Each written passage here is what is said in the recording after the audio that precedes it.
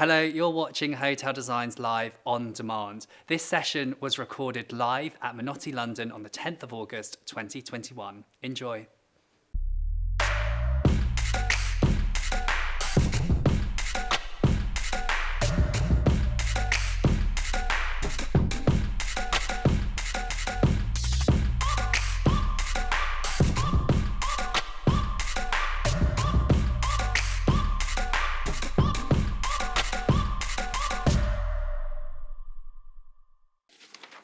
Welcome back to Hotel Designs Live with me, Hamish Kilburn, the editor of Hotel Designs. And you may need some caffeine for the next session, not because of our speakers or me, obviously, but because we're about to explore the science of sleep with the aim to understand how we can design the perfect night's sleep. So we're broadcasting this edition of Hotel Designs live from the comfort of Minotti London's Fitzrovia showroom. And this session in particular is sponsored by Silentnight Group, which is the UK's biggest bed manufacturer and home of the most trusted brands in sleep. The brand's business is built around four cornerstones of comfort, cleanliness, durability, and sustainability. Every bed is designed to provide a great night's sleep. And we're lucky enough to have Hannah Shaw, Silentnight Group's sleep expert, here with us today. So hi, Hannah, how are you? Hi, Hannah. Hi, how are you? Sorry, I'm very well, thank you. How are you? No worries. Yeah, all good, thank you. For those of you who don't know, Hannah was an integral member of our recent masterclass on sleep performance. So if you want to read that masterclass, Katie Phillips, our publisher at Hotel Designs, is now sharing that link in the bio. It might be worth catching up on it after this session, because we're going to explore everything when it comes to sleep performance. And we're also going to be hearing from David Lawrenson a little bit later on from the brand as well. So Hannah, tell us a bit more about your role as a sleep expert at Silentnight Group. So my role kind of encompasses a lot of different things. So although I'm a sleep researcher, so we do look into sleep. We look at sleep personalization, how sleep's affected in different scenarios. And obviously, as we are mattress manufacturers, we also look at how the mattress can help us to sleep better. We also do a lot of different research in the background as well. So I look at lots of things to do with heat and moisture, and how sort of really lifestyle tests on the mattress to make sure that the mattresses stand up to some of the claims and everything that we do make at Silentnight. Oh, brilliant. And it's quite a unique thing to have a sleep expert in-house for a bed manufacturer, isn't it? It is, yeah. A lot of people do go external for it, but Silentnight are sort of have really supported me on my journey into sleep as well. So yeah, it's very good. And I was amazed with some of the preconceptions that turned out not to be true when certain sleep performances, when we did that masterclass. I know that we're going to be exploring that in a little more detail today. So also joining us today, we have Nathan Hutchins, founder of Muza Lab. Hi, Nathan. I believe you're on your holiday, so thank you so much for joining us today. And Ananth Ramaswamy, the project architect from the Doyle collection. So hi, guys. You can turn on your cameras and microphones and we can begin. How are you doing, Ananth? Hi, Hamish. I'm good, thank you. Thank you very much. Good. Oh, no worries at all. And Nathan, is your camera on? Have we lost Nathan? It is. Ah, your camera's on.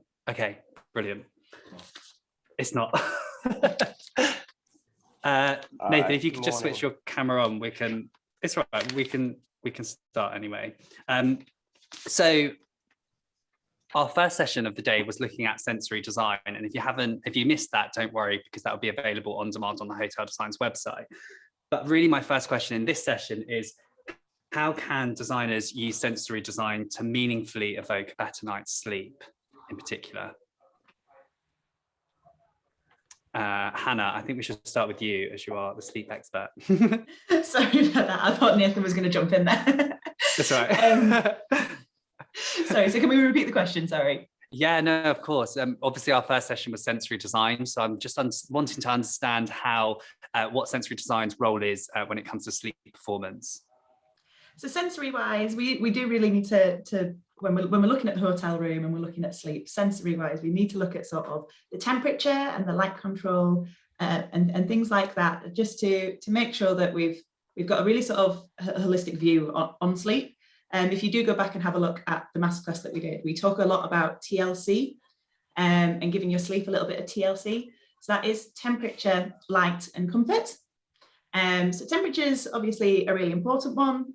Everybody wants it a little bit different, but there's lots of different things that we can do within a hotel room to make sure to make sure each individual person has a good different temperature setting.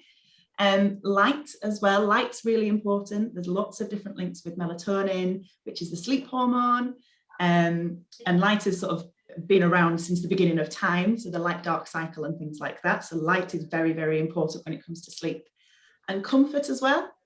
So we all know if you're not comfortable, we've all been in a situation where we've been in an uncomfortable bed and we can't sleep at all.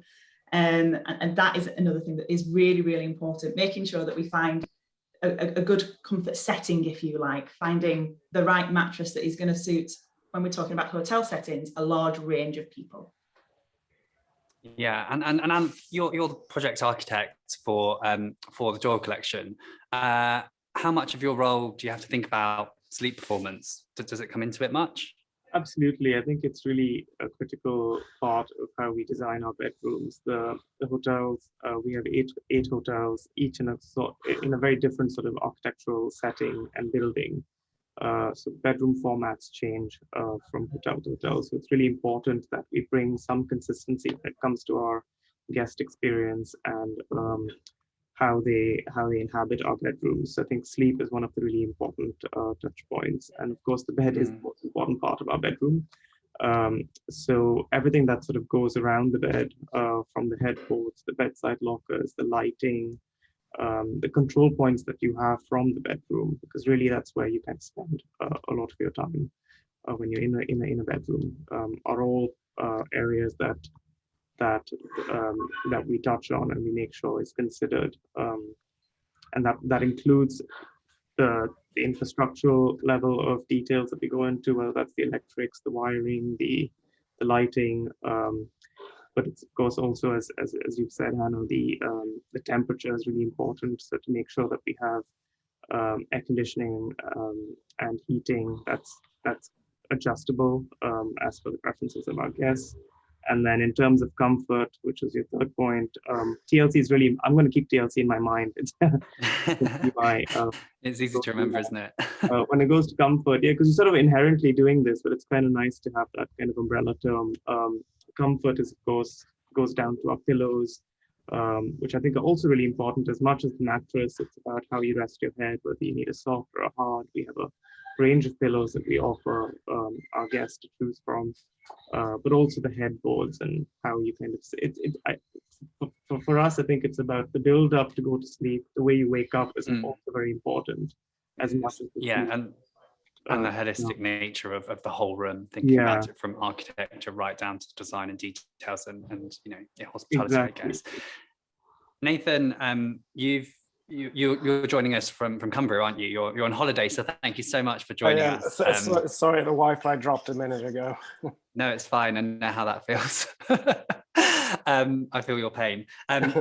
What I really want to know from you to begin with is, you've obviously designed hotels in all corners of the world. Other than the bed, what areas of the guest experience do you look at when trying to evoke sleep performance?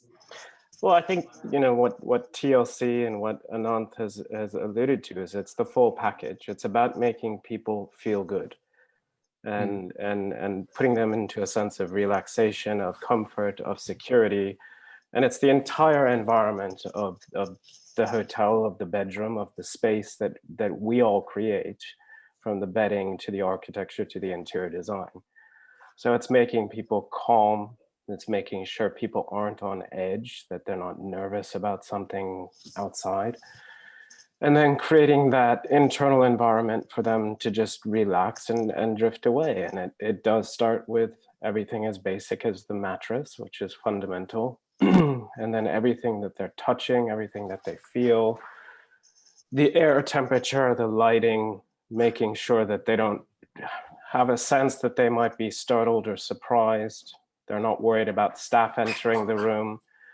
So it is that holistic environment that we have to create and give them that sense of feeling good and comfortable. Mm, mm. And Hannah, when we were doing our research, and I think you guys did an article for us, wasn't it like 1/3 of Brits say that they don't have a good night's sleep? And I'm assuming that that's pretty much the same with hotels as well. I'm arguing if that's the percentage. What a hotelier is doing so wrong in that aspect, and what can they be doing to really ensure that sleep performance is a high priority when it comes to designing a guest room? So in all fairness, it's probably slightly higher when we're looking at a night away in a hotel. And that is, it's just down to the simple fact of you're in unfamiliar surroundings. The noises that you hear aren't like the noises that you hear at home. You might have someone walking down a corridor, which is going to wake you up a little bit more. You might be, a room might be close to a lift, for example, so you can hear the doors closing on the lift and things like that. So it's just little noises and unfamiliar settings, which, although there's not much you can do to kind of eliminate those things, there's definitely things you can do within the room to make sure that, just going off again what Nathan said, to make sure that we're actually trying to make it as comfortable and as a pleasant place as possible to be to relax and fall asleep with. And again, Ananth, everything that goes down to everything from like you say, the mattress, the pillows, the duvet, even different scents of being used, pillow sprays, anything to make it a very calming experience. Again, going back to your TLC, and I will keep coming back to your TLC because it's just so important. It's sort of the fundamentals. If we get the TLC right, everybody should be able to be in a nice, calm, relaxing environment. So again, your temperature settings, making sure that we've got different temperature settings for different people. Your aircon is a really good one to have a look at, but we should also look at, especially within the UK, the climates can be so different from winter to summer. We should have a look at different tog duvets. So winter, we might need a nice big thick duvet because it could be snowing outside. Whereas summer, we'd have glorious sunshine, and we probably won't need that big thick duvet on again. So we'll be throwing it off constantly. People will be really, really warm then. So that's the temperature side of things. Again, going back to the mattress, you can also use different types of materials in the mattress and your duvets and your pillows to make sure that your mattress is more breathable. And there are certain materials that are temperature regulating as well. So just really, really honing in and looking at the material, even down to not just the mattress that you've got, but the materials that go into the mattress as well. And then when we're looking at light, it's simple things like a really good pair of blackout curtains, so none of that outdoor light comes in, is so important. And I was talking to someone the other day, and they even get affected by standby lights on the TV, or you'll have lights on your smoke detectors that might be blinking or something like that. And it's lit, even those tiny little lights that when you stood there in the day, you wouldn't even notice them. But when it's a black room, when it's a very dark room, they just shine right in your eye. Or there's a gap under the door, for example, that light will be able to shine in, and those little things and things that make people just slightly uncomfortable, slightly nervous. They're not in the familiar settings because they're used to completely different things. And then again, we've always got the comfort. So again, there's lots of research that goes into all the mattresses and the top of bed things as well. So it's looking at what you want from your mattress. What do you want your customers? What's your most important factor for your customers? As you said in the introduction, Silentnight are based on 4 main pillars. So it's comfort, durability, cleanliness, and sustainability. So what is at the heart of that hotel, and how can you pick a product to look after both what is at the heart of your hotel and make sure that the customer is as comfortable and as calm and as ready as possibly they can be to go to sleep. And Nathan, when you're specifying a mattress, are you looking at all of those details? Because, ignorantly, I look at the industry from a sort of pared back perspective, I guess. Look at the finished product normally, the concept to completion, but very rarely do we get an insight into actually the discussions that happen when you're specifying a product like the mattress. Are they the brands that you sort of go to and they're your kind of go-to brands, or does it change per brand of hotel, which bed and mattress you specify, and also which style of mattress you specify over synthetic and natural materials, etc., etc.? It is very much driven by the brands. There's a lot of brands that individually have put research into it, working with somebody like Six Senses. They are very into natural breathable materials and making sure that their mattresses allow for that. There's one or two suppliers in the world that they'll work with. Whereas other brands or more independent operators are very much open to us making proposals, and obviously get the mattress right, but then it is how you layer on top of it. It was, at home, most of us probably do change our duvets between winter and summer, at least in the UK, as Hannah was just mentioning. So it's important for hotels to do that kind of thing as well, and make sure that the linen is soft and the perception, at least nowadays, that it's clean. I think for a long time, hotels put too many throw pillows, too many sort of colored throws and all these things that you knew weren't washed between guests. And that's just one of those things that can maybe put you off a little bit if you sit there and think about it. And particularly with, what's happened the last year or so. So I think, making sure that people perceive it as comfortable, but also clean and just luxurious as well. There's nothing like getting into a really comfortable mattress with great sheets. And I 100% agree, especially when working as well, because I think you just need that when you're traveling for work, you just need that escapism, I think, which I think a lot of brands are really tapping into for sure. Hannah, from your experience as the sleep expert for Silentnight Group, does the sleep performance start from the moment you walk into a hotel itself? Because there are some brands out there, some very well-known brands that very much try to utilize that and make sure that from the moment you step into their hotel, it's sort of channeling you into your room to kind of create that deep sense of wellness, I guess. Do you think that that's something that's going to move forward into more sort of mainstream hotels? I think it's definitely a consideration that people should look at, and it goes back to the whole we sleep when we feel safe, and that's happened for years. It's going back to sort of caveman time. Sort of we will only sleep when we feel safe. So if you walk into it, as soon as you walk through those front doors into a hotel, and there's just a little bit of something that doesn't feel right, that I don't know, it might be too noisy. There might be the wrong kind of, again, sense or something like that. Just something feels off. That kind of sets the tone then for before you even walk into the room. And then when you are walking into your bedroom, we all do it. We walk in and we look around everywhere straight away. And so if it looks nice, if it looks clean, if it looks safe, then we naturally feel safe and calm and more relaxed. And I do think it happens as soon as we step foot into a hotel. Yeah, and I'm not trying to, I'm sorry, just quick, I'm not trying to suggest that every hotel brand will be, as soon as you walk in, it's going to be this tranquil space, because obviously that doesn't work, especially with public areas becoming more theatrical. But I guess the argument would be, or the key would be, to make those spaces as fluid as possible, so that there's less sort of clutter and sort of chaos in those areas, so that when you enter your room, it's more calm and relaxing. Yeah, or keep them completely separately. Sort of if you've got sort of a bit of a bar attached to it or anything like that, that's fantastic. But that's the place where you go you for entertainment, to enjoy yourself. But then as soon as you step foot through into where the bedrooms are, and then again obviously through into your specific room, that's where the calm, tranquil needs to hit almost immediately, so we can switch off from everything that we've just done throughout the day.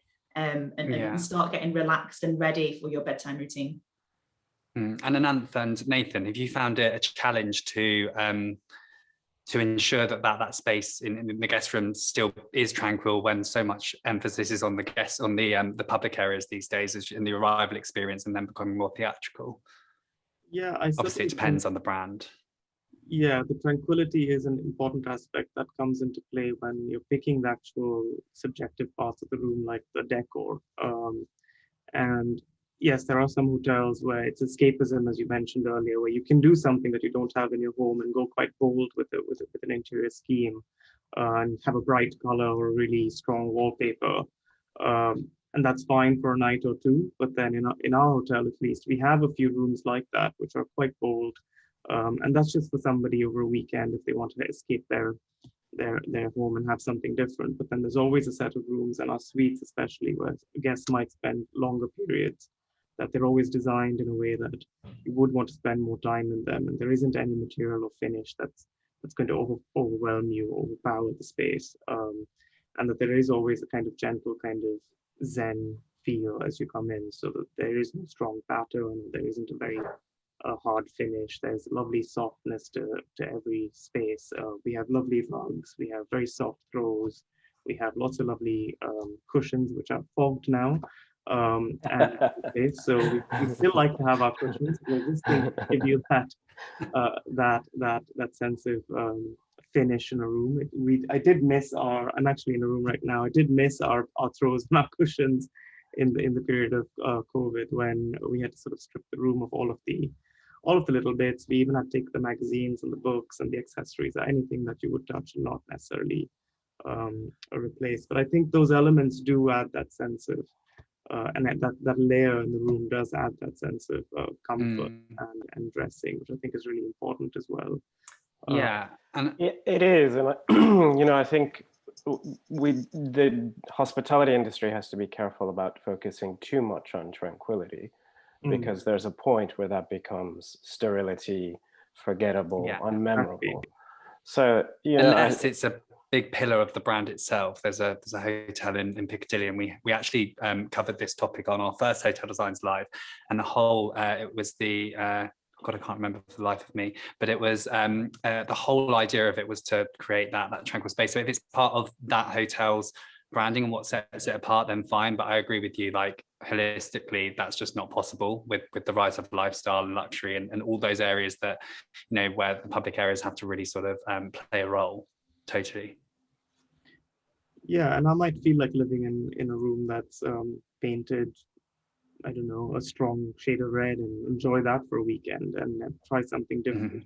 I'm not always looking for tranquility. Yes, I want a good night's sleep, but I'm sort of ready for something out of the ordinary as well when I go to a hotel. So Ananth wants to smile when he enters a room. Yeah. You want to be surprised. You want to have something you don't find in your home. And I think that sense of escapism or being part of a different world is what hotels are about.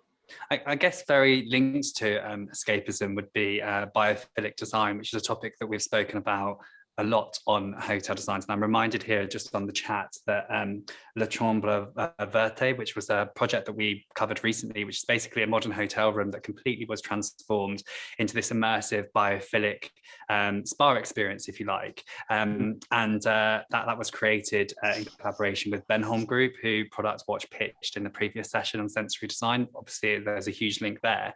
Do you think that there's now more emphasis on biophilic design to create that connection with nature, and does that then help sleep performance? Or alternatively, Hannah, maybe you can come on board with this, maybe or you can react to this, is that a distraction to the hotel experience? What do you think? So I think if you just referenced plants and having plants and all sorts around you as well, and they are absolutely fantastic with sleep. So they help purify the air, or certain plants will help purify the air. And again, just taking everything back to nature. You always hear get outside more, and there's a reason for it. But bringing some of that inside, bringing some of the outside in as well, will obviously have lots and lots of benefits. So I'm all for it. Yeah. But it really has to be done well. I mean, it can fall into the category of gimmick, where there's one poorly looked after plant shoved in a corner of a room. So I think things like biophilia, if you're going to do it, it needs to be committed to, it needs to be done with passion and earnesty, and really make a difference.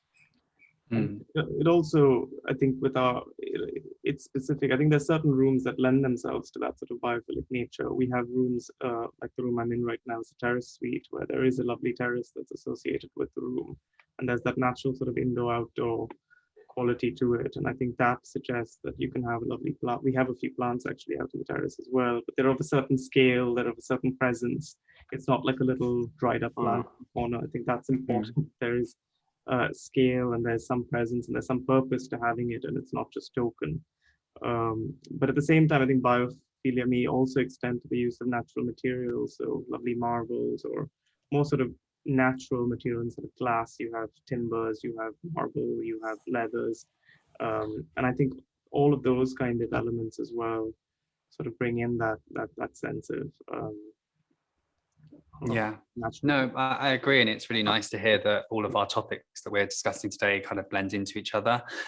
Just a reminder to everyone that if you want to attend those sessions, you didn't have to pre-register necessarily. Katie Phillips, our publisher, is going to be sharing in the link in the chat those links, so that you can simply just register your details and you'll be able to attend them, because we're very much going to be going into more detail on surfaces and materials, and also linking back to sleep performance as well. We're going to hear from David Lawrenson from Silentnight Group in just a few moments' time. But before we do, just one final question really, and that's kind of probably steered towards Ananth and Nathan. Do you think that, in my opinion, sleep performance has always been on the agenda of designers for obvious reasons in hotels, because that's the sole purpose of staying there? But has that demand from modern consumers and clients evolved and changed over the years? And what would you think's been the main change in that time? I think we need to keep reminding ourselves of the basics, and there has been so much sort of light pollution, electronic noise, digital pollution. So figuring out how not to get sucked into that, and how to make sure we've all been in hotel rooms with alarm clocks that glare at you. I think Hannah mentioned earlier smoke detectors and TVs and thermostats and all of this light pollution in the room. So I think we need to be careful about letting too much technology, which has become integrated into our lives. We need to be careful about that impacting our sleep in hotels. So we do always need to go back to the basics of a good night's sleep. And you're the person, if I'm not mistaken, who can't stand the red dot on the standby TV. Very much so. I'm uptight about sleep. You were mentioning, you mentioned the other day.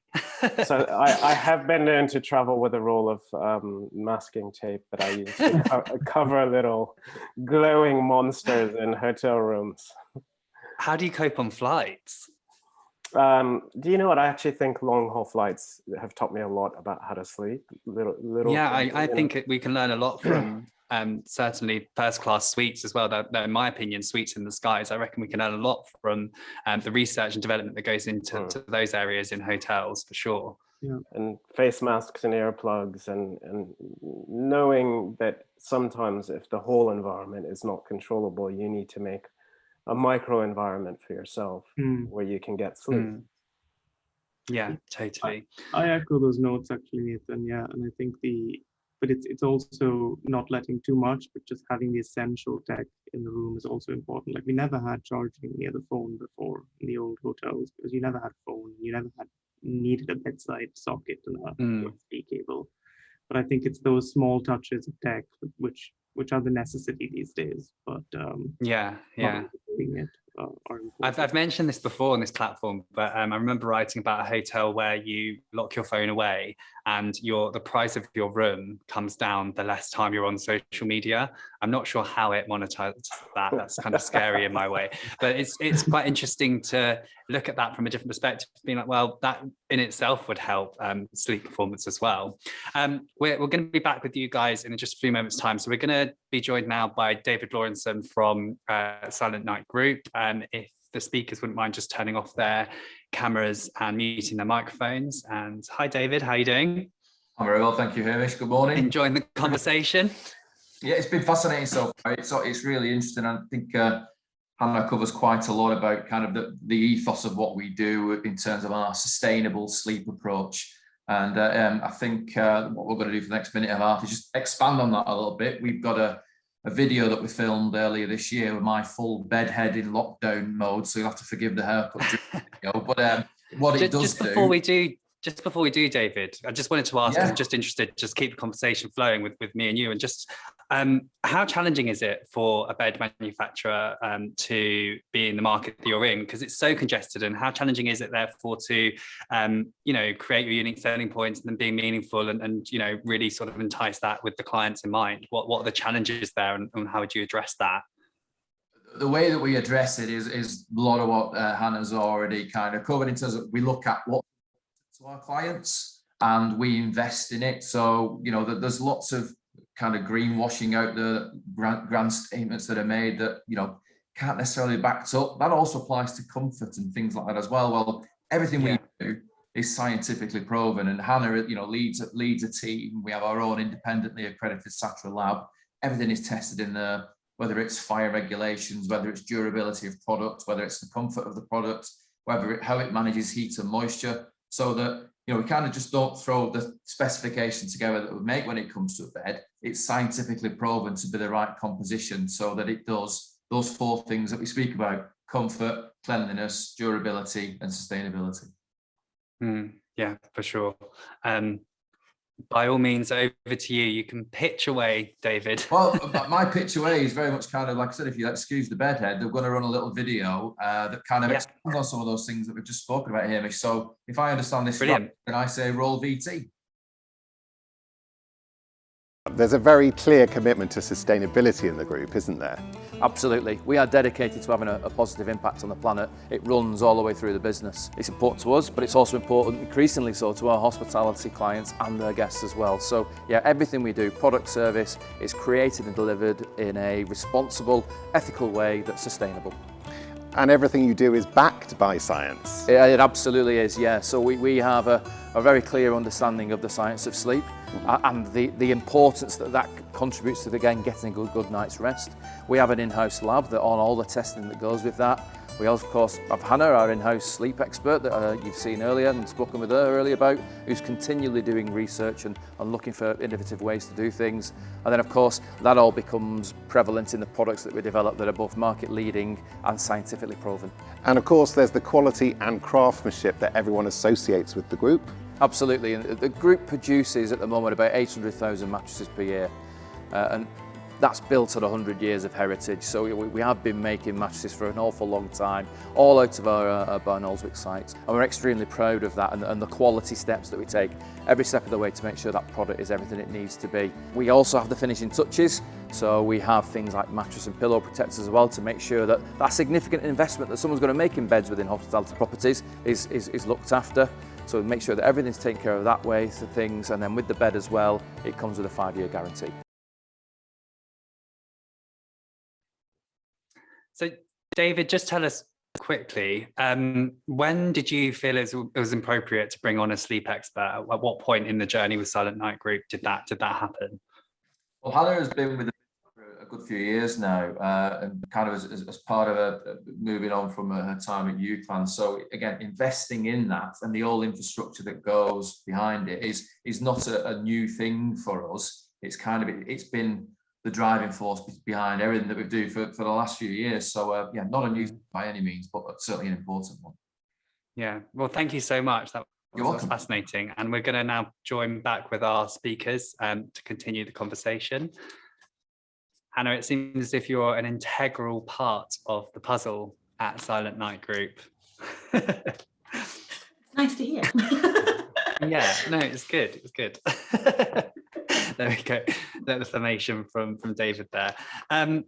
So let's rejoin the conversation in an area that we touched upon, I guess. I kind of want to understand, where do we draw the line between meaningful technology to help enhance our sleep to gimmicks when it comes to sleep performance? Because, I mean, we said earlier, Ananth, removing the phone from the bedroom or leaving it away, but then there are now apps that help sleep through sound and immersive experiences. So where is that line drawn? And I kind of just want to use a little bit of an anecdote. I remember going to a press event with the general manager of the Burj Al Arab, and he was very impressed when I was talking to him about, I don't know if you know Sleep Cycle, the app that consumers use, and I was just talking him through it, and he then wanted to utilize that into putting it actually in the bed and making it like this big like immersive experience, which I'm not sure if it happened or not, but for me it was kind of a moment where I was like, oh, is that going a bit too far? What do we think? Well, I think the phone is an important part of people's daily lives and routines these days, and I think I find it, as much as I'd like to reduce my screen time, I find that I have my alarm on my phone. Also, a lot of hotels these days have their communication mediums on their phone. You have to use your phone. There's a messaging system on it to contact the reception. We don't have that yet. We still are quite old-fashioned. We have nice phones. But I'm just talking widely now that there are hotels that you have to communicate to the concierge or to your room service through your phone. So I think the realities of staying too far from your phone are probably quite difficult, but I think it's a personal preference, and I think you have to accommodate for any sort of preference. Then if someone wants their phone on their bedside, it's allowing them to be able to charge it and have a bedside locker that has space to accommodate it. But equally, if you want to put it away, you have a drawer and you can just put your phone away. So I think, yeah, we sort of have to plan for every scenario. And I think it will just boil down to personal preference. Yeah, it's down to personalization at the end of the day, isn't it? And Nathan, I think you're going to give us a very honest answer, and I'm really interested to know, is there any technology out there that you have come across that you just think is really quite amazing and quite groundbreaking in regards to evoking sleep performance? For me personally, not yet. No. I'd love to experience it, and maybe I need to go on a sleep retreat at some point and find that technology. But I think in some ways what Ananth was just saying, the nice thing about this technology being on your individual mobile is that's technology that you already know and you know how to control, and it's not something you're trying to figure out after checking in at 11 p.m. So if you do have a sleep app on your phone, it's something that is part of your routine and your sort of comfort zone already. So I think there is an element of hotels making technology a bit more personalized through connection with users' tablets and mobile phones is really nice. It's not pushing something onto them. Yeah.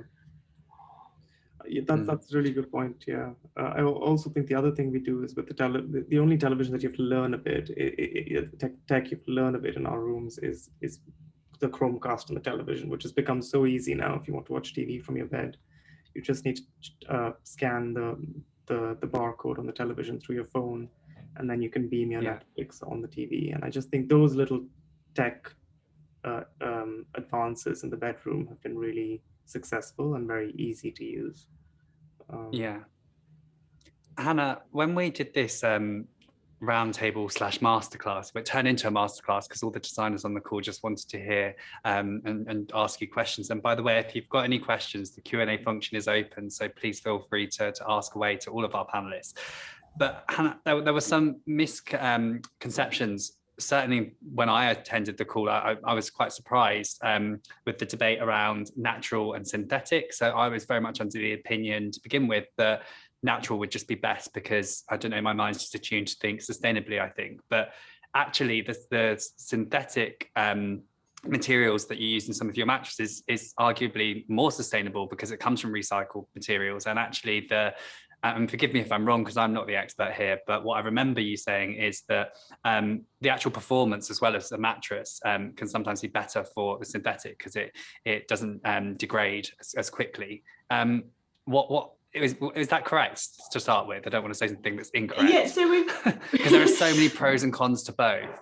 There is, and I think you've hit the nail on the head there. There's pros and cons to absolutely every material that is used. Natural materials are fantastic. They've got natural temperature controlling properties, and they're just lovely. The whole story around it comes from as long as we've got sheep, we're always going to have wool. There's there's lovely stories around it, and the sustainability side of it is great as well. But a lot of the things that we do get from wool, we can also sort of copy that when we're using synthetic materials like polyester. So there's lots of research that's gone into the polyester where we can create our own sort of like mini microclimate, if you like, within the mattress, which draws the moisture away from the body further down into the mattress so that the user doesn't necessarily feel it, which again controls your body temperature a lot more than some of the other materials. And you are right, the polyester can be made from recycled bottles. So as long as we've got plastic in there, as long as we're still using plastic, we can then take that and make it into a nice, fluffy, soft polyester pad for you for in your mattress. But then we've also got other materials like foam as well. So foam's really, really durable and probably gets quite a lot of bad press as well, because it's not necessarily the most sustainable.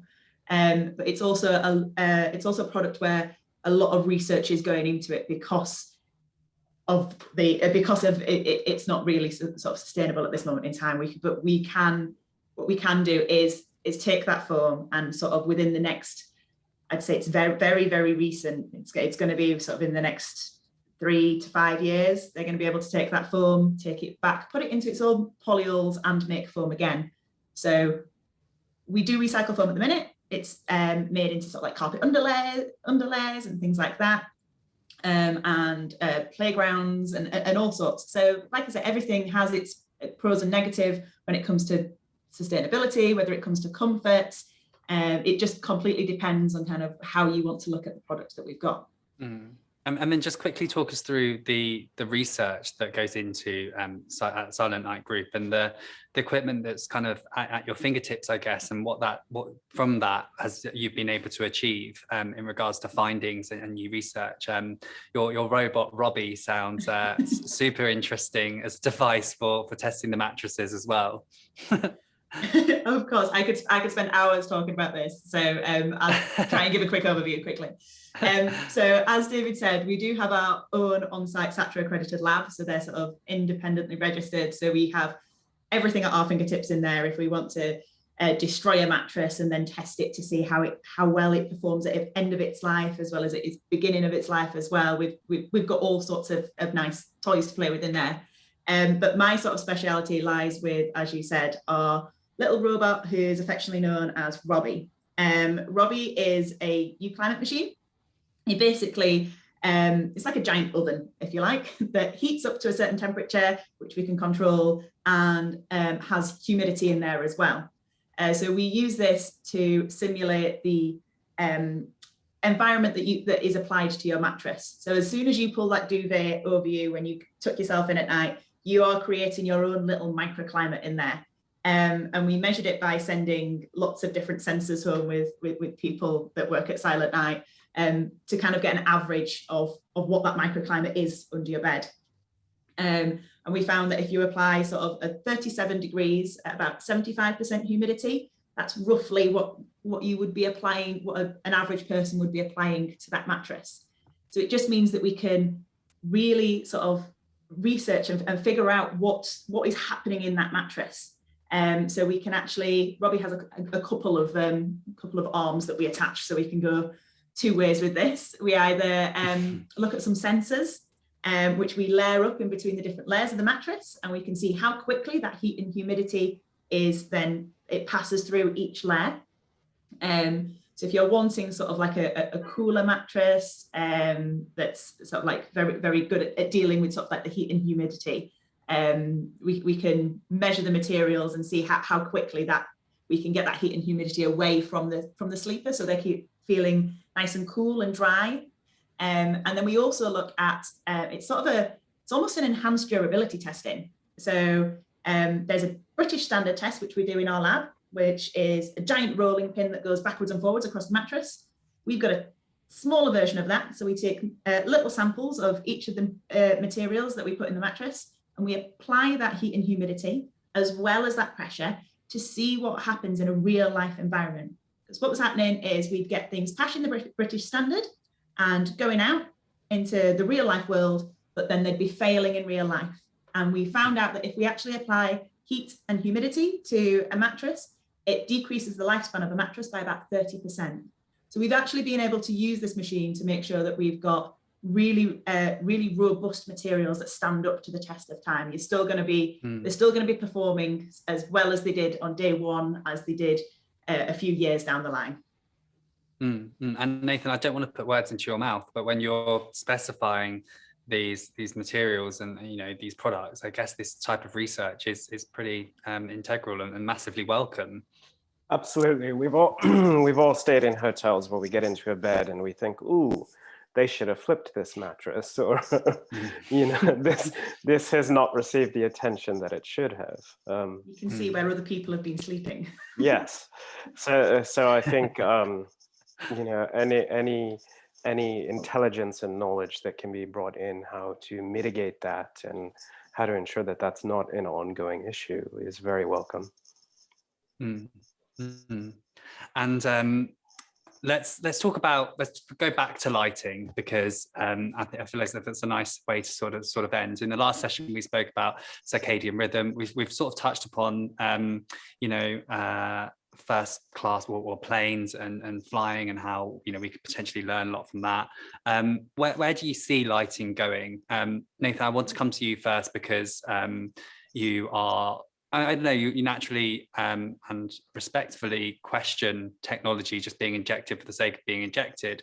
Lighting, I feel as if, is one way of making sure that's a bit more meaningful and leading towards something a bit more, I don't know, of an experience at the end of it, I guess. Look, I think lighting is almost, it's an entire discussion in and of itself, but making sure that, particularly in a guest area, the temperature of the light sources is very warm. You're never looking into naked bulbs that can be quite jarring into your eyes. You're not met with 1,000 switches or 700 buttons that you have to read and figure out what to do. I think perhaps one of the most successful guest room lighting schemes that I've done was at a project in Gstaad for the Alpina. And we had a little night light that was hidden on the wall under the bedside table, and the motion of your feet swinging out of the bed would trigger a light that would shine onto the floor. And this is used in plenty of other projects, but it would literally stay on just for 30 seconds. And that's enough time for you to get up. You can see your path to go to your ensuite, where there was another one that would do the same thing. And what's lovely about lighting schemes like this is it doesn't disturb the other person in the room with you. You're not switching on an overhead that's shining onto your face, but it's giving you a nice, clear, simple path that you don't feel disoriented or out of place. And also, I guess you're not really thinking about it as well. It's just one of those subconscious things that just happens when you wake up, and it's just sort of reacts. It is, but again, on the technology front, I think a lot of hotels do overcomplicate their lighting control systems, and it becomes counterintuitive, particularly if you're waking up at 5 a.m. and you just want to switch a light on and use the washroom. It should be simple. And Ananth, obviously with the Doyle collection, a cluster of luxury hotels, is it quite difficult to inject this technology? Yes, when it comes to yes and no. It's always a challenge working with older buildings, and I think that's something that we're constantly looking to upgrade and refurbish the existing infrastructure to keep it in line with our guest requirements these days. So I think, the lighting is always critical when we upgrade a room, that we consider all of the touch points that Nathan has just mentioned. So PIR sensors are a lovely little trick to get lights to come on when you need them. We specifically use them in bathrooms at night. A very warm little LED will glow under your vanity when you enter the bathroom. Similarly, we always try to have a kill switch at the side of the bed. So the most annoying thing is when you're in bed and you've forgotten to turn off the table lamp at the other end of the room, or the floor lamp that's still glowing, or the bathroom light that's still on, and there you are running around to different parts of the room switching off things. So we just have a kill switch always at the end of the side of the bed. Turn it off, everything goes off, and off you are to bed. So I think it's those. We have a checklist on our perfect room program to make sure we have all of those little touch points that just make your going to bed that much easier. And of course, when you wake up, we have automated blinds that go up and down, again, to keep the natural light in and out as you need it. Nice. You have to kind of always black out, and always having remotes, not too many remotes, but just having them where you need them sometimes is good. Yeah. I think always with switches, a simple on and off or a dimmer switch are the best ones, where you can see what's off, what's on, and a dimmer, rotary dimmer, a very simple rotary dimmer, which you're not having to keep it pressed or do any of the kind of counterintuitive things to kind of adjust your lighting. So it's just really straightforward, old school switches and rotary dimmers to keep. Dimming is again very important. Yeah, I think it's set to what you want it to be, especially when it's down and during the day. No, of course. I think one of the real takeaways from this whole sessions is keep it simple and react to the science as well, and react to the research. Well, I'm going to wrap it up there. I feel as if we've definitely concluded this topic, and thank you so much, Nathan, Hannah, and Ananth for joining us. Don't forget that if you wanted to catch this again, you can do so. It's going to be available on demand on the Hotel Designs website in a few weeks' time. Our next session is going to start at 12:30, where we'll be looking at surface design trends and materials. We're going to be joined by a number of designers and surface design experts to really get to the bottom of the materialities and surface trends that are out there at the moment, using surface trends as light as possible. If you want to join us, Katie Phillips is now sharing the link to that session in the chat. Again, I wanted to thank Silentnight Group, David Lawrenson, and obviously Hannah, our sleep expert, for joining us, and all the speakers as well, Nathan and Ananth. Thank you so much, and we'll see you at 12:30. See you then. Thank you So much. Bye. Bye.